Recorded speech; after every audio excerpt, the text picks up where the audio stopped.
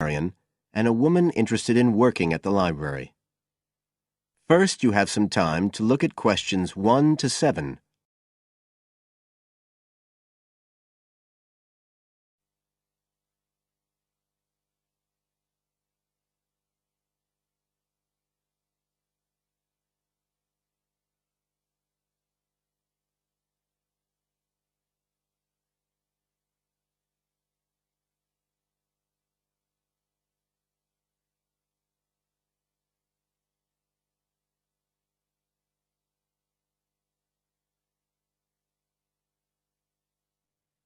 Listen carefully and answer questions 1 to 7. I'm interested in doing some work for the library. Are you the person to speak to? Yes. Right. Well, what sort of work are you interested in? Well, I've just come to live here in Australia.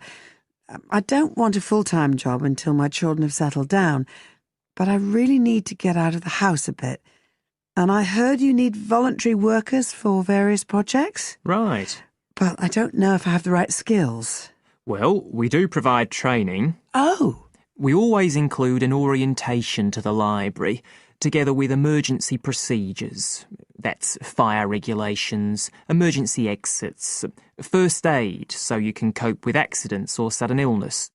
Things like that which are necessary for anyone who's working with the public.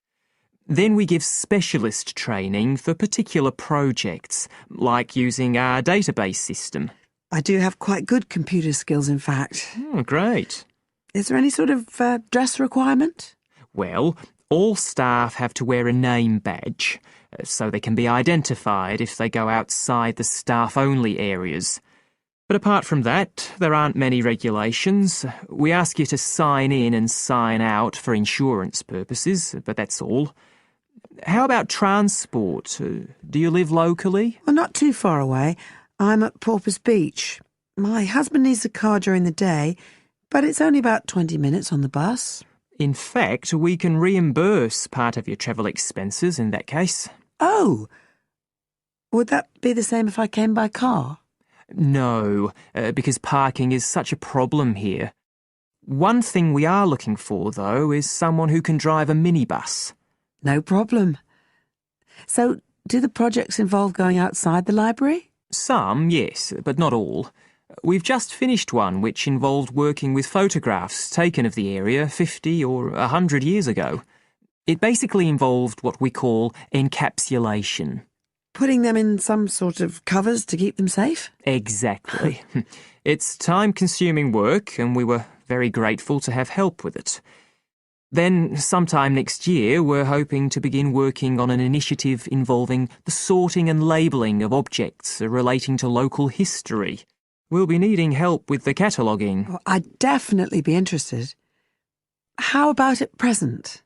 Well, we have a small team who work to support those who are unable to read. Working with the blind? Yes, or other groups who have reading difficulties. We provide volunteers with equipment so that they can take books home with them and read them aloud onto CDs. We're gradually building up a collection that can be lent to those who need them. I can see it would be useful, but I'd really like to do some sort of work where I can get the chance to meet people. How about reading stories to children? That's done by our regular staff. But we do have another project. It's a very long-established scheme which involves helping those who are unable to have direct access to the library. Oh, I noticed someone with a trolley of books when I was at the hospital last week. That sort of thing. That would have been one of ours, yes. It's one of our most popular services. Lots of people who wouldn't dream of going to the library normally when they're at home borrow a book when the trolley comes round the ward. I can imagine. Yes, I'd definitely be interested in that. Right, so how do I enrol? Well, we do ask all volunteers to commit themselves to a regular period each week. I could probably do 5 or 6 hours. Oh, be careful not to take on too much. But we do need someone for a couple of afternoons from 2 to 4, so 4 hours altogether. That sounds fine. Before you hear the rest of the conversation,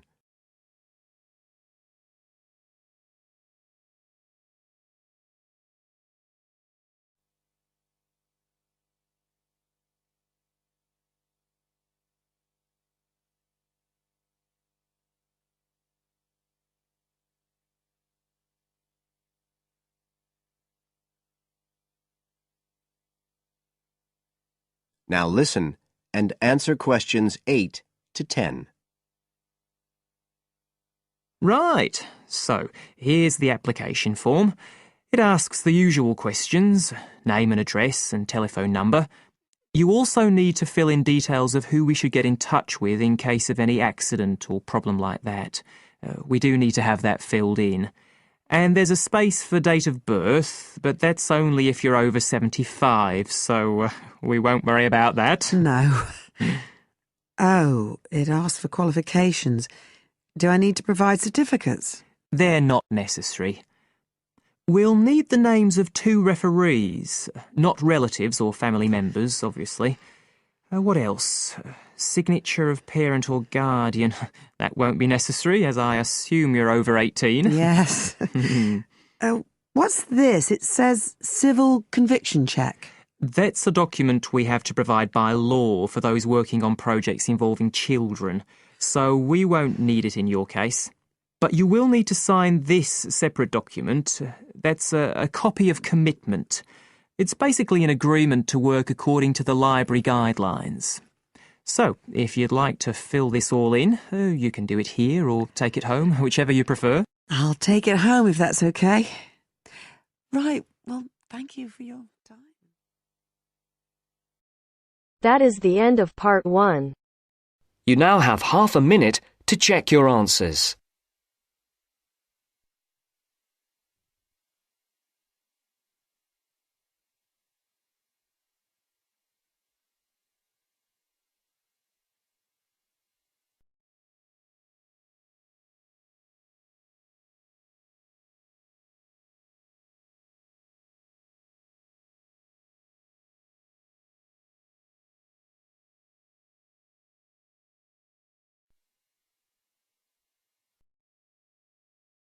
Now turns to part 2.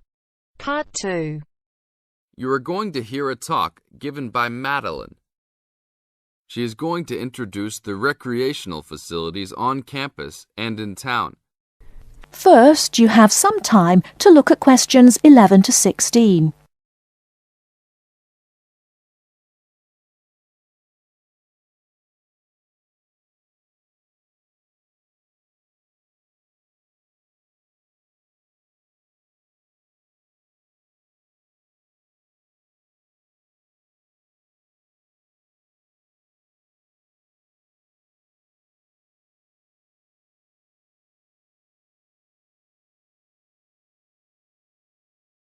Now, listen carefully and answer questions 11 to 16.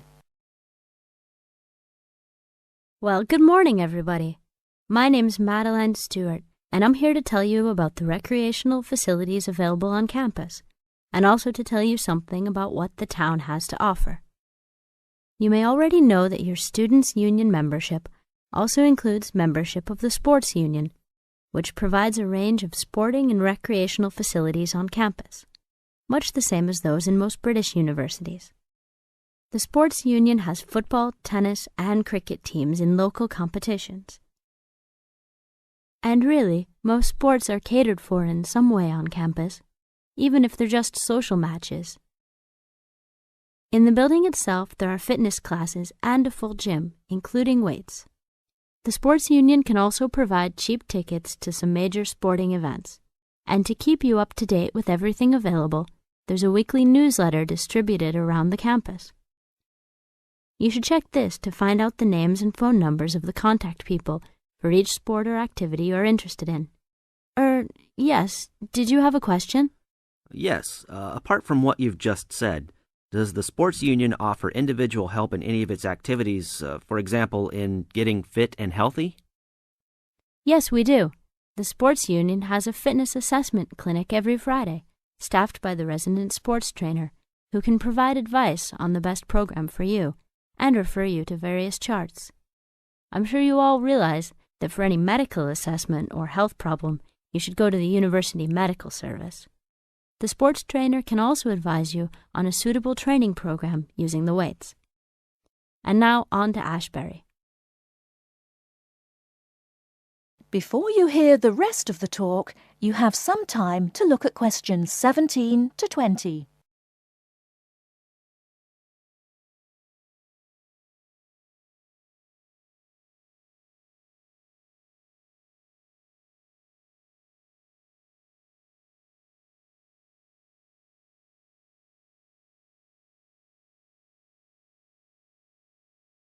Now listen and answer questions 17 to 20.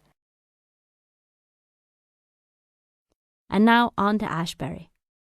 For a town of its size, Ashbury has some unusually good leisure and sporting facilities, most of which are near the center of town and easily reached by bus from this campus. There's a new, well, almost new, Olympic-sized swimming pool. That's not quite in the central town area, but it's only a 5-minute walk from the bus stop. Above the pool, there's a high-tech fitness center that any of you more serious fitness lovers would need to check out. Then, in the center of town, there's a sporting complex called the Anderson Center, which contains squash courts and facilities for a number of other indoor sports, such as basketball. And just around the corner from the Anderson Center, in the main street there, is an indoor bowling alley. All of these facilities are listed in the weekly newsletter, so I encourage you all to look through it and... That is the end of part 2. You now have half a minute to check your answers.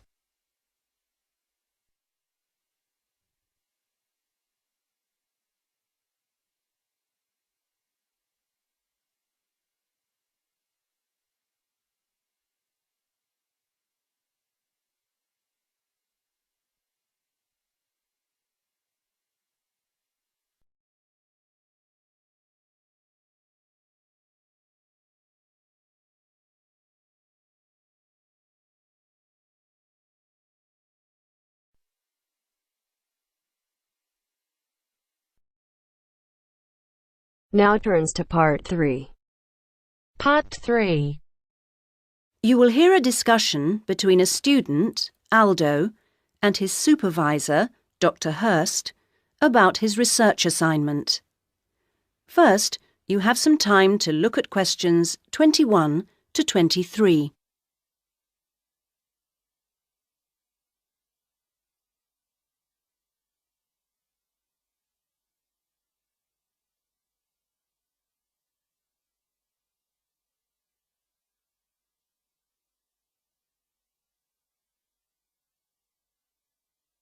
Now listen to the first part of the conversation and answer questions 21 to 23. So, Aldo, how's it going so far with your assignment? Not too bad. You're looking at the community round here. That's right. How people perceive the community they are in. Have you made much progress? I conducted quite a lot of interviews on the street with local residents.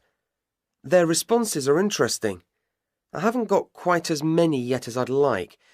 I had wondered if I'd have language problems, particularly with the different accents.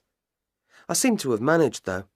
Having to work in the open has made it harder, and with the cold weather there's been recently, people don't necessarily want to stop and talk like they do if it's nice and sunny.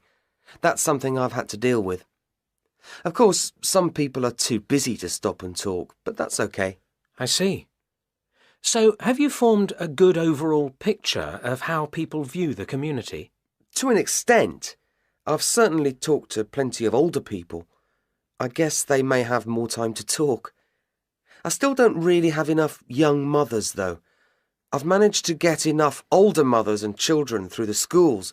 That's something I had been worried about. Well, that shouldn't be too hard. Now, how are you going to deal with all the data you've collected? That's the difficult part. I guess I need to run some analyses, but I'm rather unclear about what methods to use. You've told me you're confident about using computers, so you just need some input on choosing programs. You should attend a statistics seminar. They're held every Friday after the methodology seminars in room 105. That should help you to select an approach. Oh, good. I'll do that. Now you have some time to look at questions 24 to 30.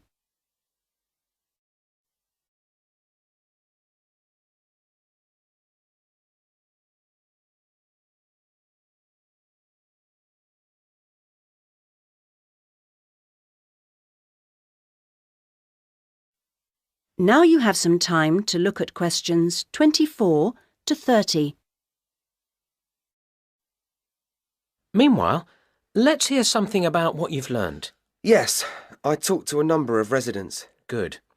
I imagine they didn't always have the same opinions. Views were certainly quite mixed. Take sports facilities. In general, people seemed to think they weren't very good. There's no swimming pool in the area, for example. But at the same time, there's a new football training area. It looks very smart to me, but it doesn't seem to get used very much. People seem to prefer sitting around in the parks. They enjoy that, taking picnics and so on. Although they want the council to be more efficient at cleaning, there's a lot of litter. People are obviously very concerned about their children's learning.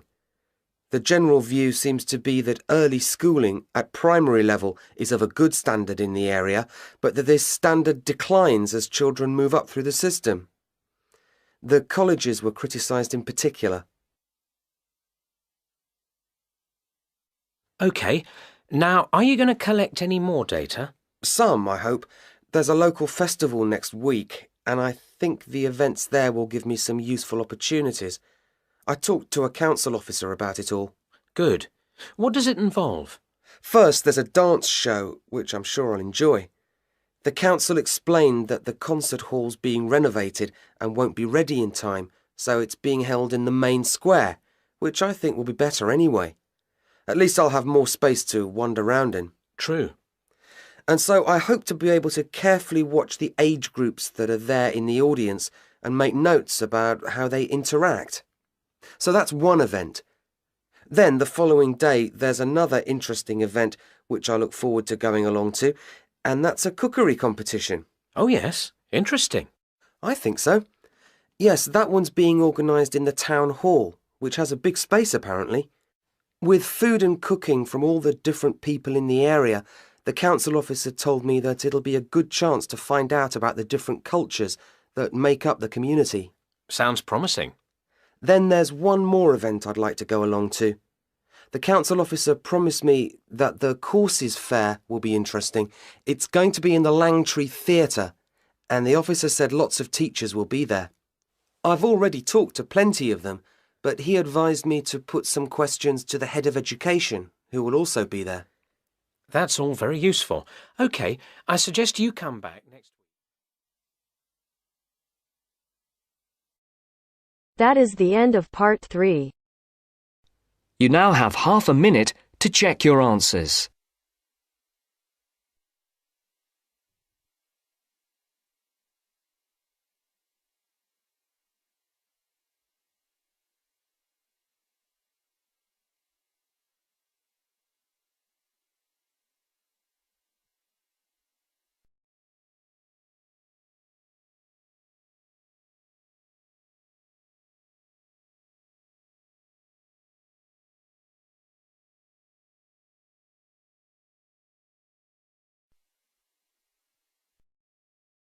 Now turns to part 4.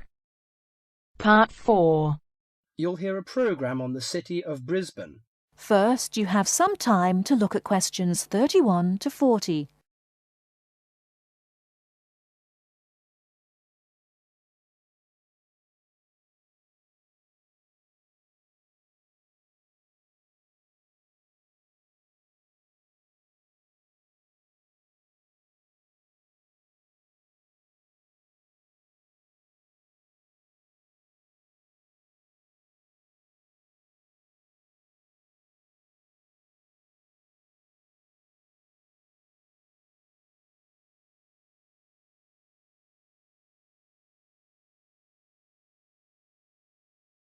Now listen carefully and answer questions 31 to 40.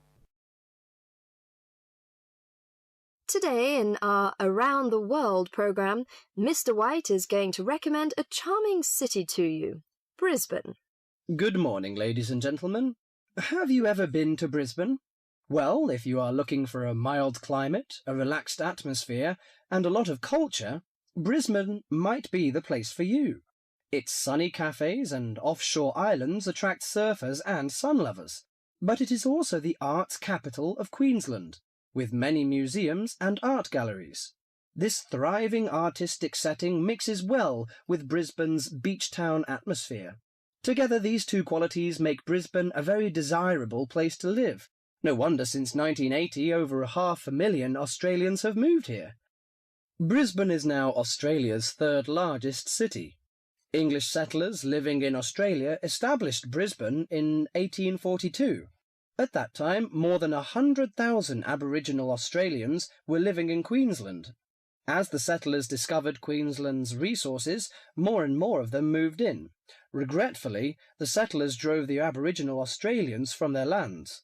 By 1859, Brisbane had grown into a prosperous city. In 1988, the world watched as Brisbane hosted the World Expo. This international fair showcased new technology, but it also showed off the city of Brisbane to the world. Brisbane also hosts a wide range of events year-round. In April, everyone can enjoy a few laughs at the Comedy Festival, and movie lovers will enjoy a film festival that takes place every August. For 2 weeks in September, there is an outdoor festival of the arts. In October, a music festival draws a large crowd. And in January, you can see Brisbane's most bizarre event. You may be surprised to hear that. The annual cockroach races. That's right, people really do train and race cockroaches. Brisbane's nice climate and compact design makes it easy to explore on foot. Follow the golden arrows in the footpath around the city centre. This will lead you on a tour of Brisbane's historical district. From the city centre, take a boat across the Brisbane River to South Bank. This area is popular for its bike paths, beach and weekend market. Hundreds of artists display their wares at this market. It's a great place to pick up some interesting handicrafts. Well, I think what you must be interested in is the unique native animals. Yes, you shouldn't visit Australia without seeing its trademark animals, the koala and kangaroo.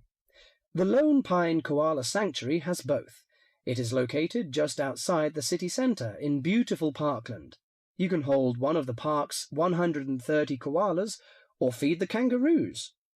Another quiet refuge from the city is Mount Coot-tha, about 8 kilometres from Brisbane. On a clear day, it offers spectacular views of the city. It also has hiking trails and beautiful gardens. Along the Brisbane River, a sunset cruise is also very relaxing. The areas around Brisbane are impressive. A coastal drive south of Brisbane will take you along the Gold Coast. This famous coastline boasts some of Australia's best beaches. Stradbroke Island is another easy day trip from Brisbane. A cliff on the island called Point Lookout offers a great view. From there you can see dolphins swimming below. Brisbane Forest Park, to the north of Brisbane, is a great place for hiking and camping. These great getaways, along with Brisbane's own laid-back charm, make this city an ideal place to visit.